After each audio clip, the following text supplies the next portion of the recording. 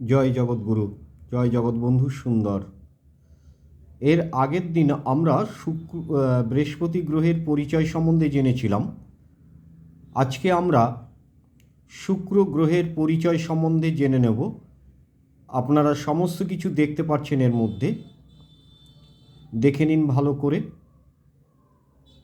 এবং নিজের চোখে দেখে নিন।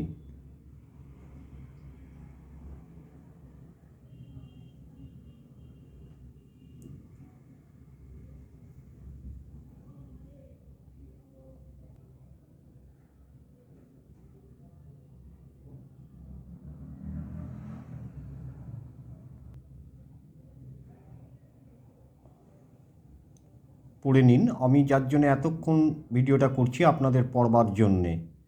জয় জগৎবন্ধু সুন্দর, জয় গুরুদেব।